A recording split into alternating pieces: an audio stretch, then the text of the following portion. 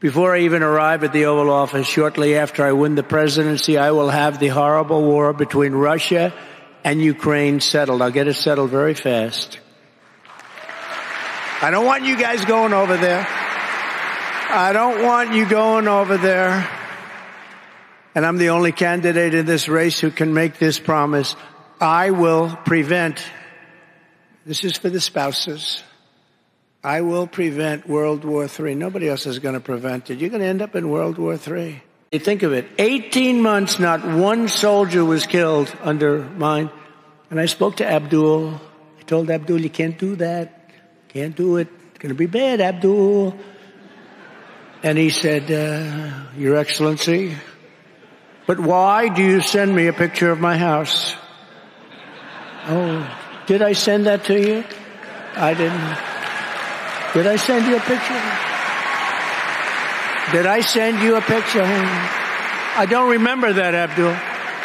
Every crisis Kamala and Biden have created on the world stage can turn around very quickly, and we're going to turn it around.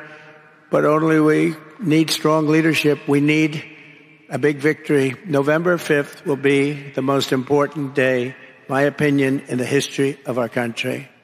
Be the most important day. Caused by Kamala Harris, Joe Biden, the humiliation in Afghanistan set off the collapse of American credibility and respect all around the world. And the fake news doesn't want to talk about it. They don't even talk about the 3-year anniversary. A terrible word to use, but that's what they're calling it, an anniversary. It's really, I think of anniversary as a little bit different, but it's 3 years now. And the fake news doesn't even talk about it. Our country will never be safe again until we have fired those responsible for this disaster. Nobody fired. Worst, most embarrassing, in my opinion, the most embarrassing day in the history of our country. It gave us Russia going into Ukraine.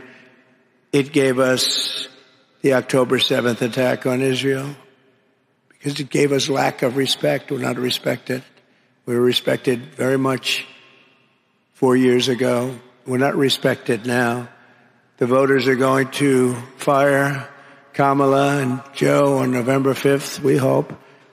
And when I take office, we'll ask for the resignations of every single official.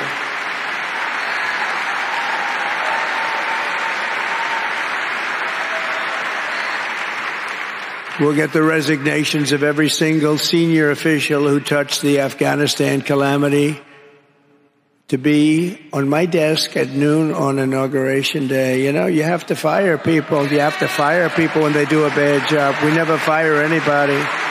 You gotta fire them. Like on The Apprentice, you're fired. You did a lousy job.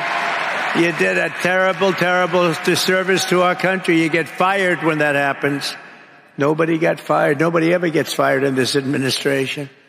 It's amazing. All the bad things that have happened, nobody ever gets fired. Early this morning, Kelsey and I were at Arlington National Cemetery with the families of service members who lost their lives in the catastrophic withdrawal from Afghanistan. Not that we withdrew, but the way they did it.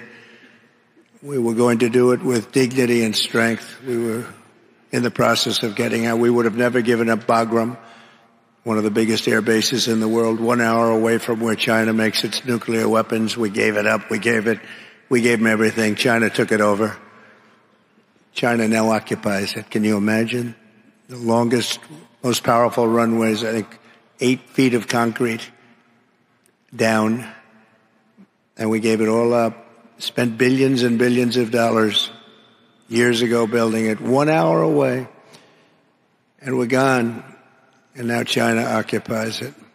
Today marks the 3-year anniversary of the terrorist attack at Abbey Gate. Now, we say Abbey Gate. A lot of people don't know what that means. It means Afghanistan. Never been anything like it. It's the wrong base. Shouldn't have taken the soldiers out first. Should have taken the soldiers out last. That's where you'd want to be. They took the soldiers out first, and they had a field day at our expense and our reputation. We will never forget those brave warriors who made the supreme sacrifice for our country. They will live in our hearts forever. And to all the Gold Star families, our gratitude is everlasting, will be everlasting always. We will honor their memory by restoring a government that puts the American people first.